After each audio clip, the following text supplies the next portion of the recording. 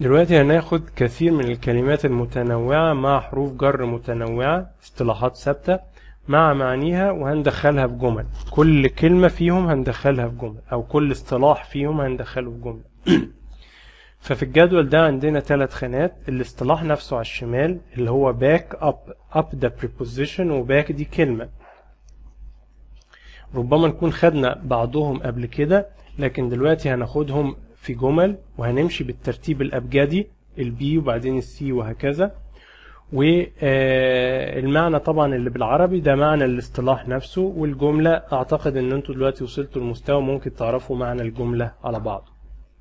فبنقول اول اصطلاح back up بمعنى يسند او يأيد، وبقول I backed up him او I backed him up، الاتنين صح. in what he said، انا أيدته في اللي هو قاله. الاصطلاح التاني blow up بمعنى يفجر، والجملة they want to blow up the car، حبوا يفجروا العربية. خلاص المعنى قدامنا هو واضح. يبقى الاصطلاح الثالث break down. the car broke الباست بتاع break. the car broke down yesterday، العربية باظت امبارح. وطبعا كل الاصطلاحات دي لما نحطها في الباست هي نفسها في البريزنت، ولما نحطها في الفيوتشر برضو زيهم بيفضل نفس المعنى هو لكن الزمن بس هو اللي بيتغير. يعني في اول جملة backed up زي back up، بس دي في الباست ودي في البريزنت. blow الباست بتاعها blew. هناخد جداول قدام شوية فيها البريزنت والباست participle كمان بتاع كل اغلب الافعال اذا ما كانتش كلها. وبعدين break in. a gang broke in the bank this morning، يعني في عصابة اقتحمت البنك في هذا الصباح. بالتالي ممكن نكتفي بقراية كام جملة، وإذا في كلمة مش معروفة ممكن تطلعوها من القاموس، تبقى فرصة كمان للتدريب على أن تطلعوا الكلمات من القاموس وتركبوا جمل في المعنى. الجملة اللي بعدها a prisoner tried to break out of jail، في سجين حاول يخرج أو يهرب بقوة من السجن. they broke up all what he had. she brought up her children well. وهكذا. ممكن اعتقد دلوقتي ان انتم وصلتوا لمستوى جيد من القراية، وممكن تقروه وتطلعوا المعاني، تحفظوا الاصطلاحات زي ما هي كده، تتمرنوا عليها في الجمل دي وممكن في جمل تانية، وتتمرنوا على اخراج الكلمات من القاموس. واذا صادفكم الباست بتاع كلمة بتاع فعل معين تحفظوه برضو، وهكذا. وفي جدول، الجدول ده ماشي في صفحة ونص، ونخش بعد كده في الصفحة اللي بعده أو في الجزء اللي بعده، وهو جدول في أفعال وكلمات مع أكتر من حرف جر أو أكتر من أداة، بنسميها phrasal verbs. phrase يعني عبارة، phrasal verbs يعني أفعال في عبارات ومعاها two particles. زي مثلا أول واحدة come up with. come up with بمعنى يطلع بفكرة، وبرضو طبعا he came up with a good idea، طلع بفكرة حلوة. والcame الباست بتاع come، قلنا نفس الاصطلاحات المركبة دي او الفريزال فيربس دول لو جم في البريزنت زي الباست زي الفيوتشر المعنى بيفضل زي ما هو، لكن الزمن فقط هو اللي بيتغير. و keep up with she couldn't keep up with him when he was running fast، يعني ما قدرتش تلحقه لما كان هو بيجري بسرعة. وبعدين آخر جملتين اتمرنوا عليهم. والهومورك بنقول write the Arabic meanings of any 6 of the previous sentences، يعني اكتب المعنى العربي بتوع أي 6 جمل من الجمل السابقة.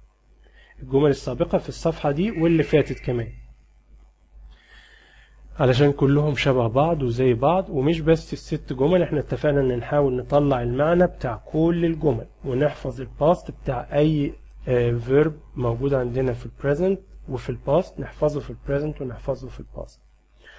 الجزء الأخير من الصفحة دي اللي هي صفحة 28 متنوعات هامة، ماشي في الصفحة دي وفي الصفحة اللي بعدها. أول حاجة في المتنوعات هي إن احنا بنقول يمكن استخدام شال بدل ويل والعكس في حالات معينة. دي كنا قلناها قبل كده لكن ما قلناهاش بالتفصيل، قلناها كجملة. فأول جزء بنقول we put shall instead of will بنحط shall بدل will لما يكون في وعد promise أو threat تهديد أو order أمر أو command وصية أو determination تحديد، وبنقرأ الجمل وبنشوف المعنى بتاعتها. يعني لما بنقول أول واحدة في البروميس الوعد you shall have the money very soon، يعني واحد كان ليه عند التاني فلوس فالتاني بيقول له تأكد انك فلوسك دي هتاخدها مني قريب قوي، ده وعد. threat التهديد، واحد بيهدد واحد بيقول له if you do that again you shall be punished، هنا you جه بعدها shall علشان ده تهديد، انا بهددك لو عملت كده تاني هعاقبك. والاوردر الامر او الوصيه دي عاده بتبقى في اوامر ربنا او في وصايا ربنا، لما ربنا بيوصي الناس بيقول you shall، بيؤمر الانسان you shall not steal، لا تسرق. وdetermination تحديد، اقراها. وبرضو الجزء الثاني بنقول we put will instead of shall، بنحط بقى الويل بدل الشال لما برضو بيكون وعد او willingness يعني تمني. I will pay at the rate you ask، أنا هديلك بالمعدل، هدفع بالمعدل اللي أنت عايزه. وبعدين ملحوظة ثالثة إن shall I أو shall we لما بتيجي في هيئة سؤال shall I أو shall we كذا بتبقى has often the meaning of would you like me to، بيبقى معناها هل تحبني أن. فبنقول example shall I open the window، هل انت عايزني افتح الشباك، ادي معنى shall I او shall we. وبرضو will you بيبقى عادة معناها would you like to، فالاكزامبل will you help me to carry this bag، يعني هل ممكن او هل تحب تساعدني في شيل هذه الشنطة. ادي دي اول متنوعة هامة. الصفحة اللي بعدها تاني حاجات في المتنوعات او حاجات ملاحظات نقدر نقول. تاني حاجة هي استخدامات do و does و did، بالتالي كانت واضحة شوية في الحاجات اللي فاتت لكن هنأكدها ونضيف عليها. أول استخدام لعمل أسئلة ودي شفناها do you like it، هل بتحبها.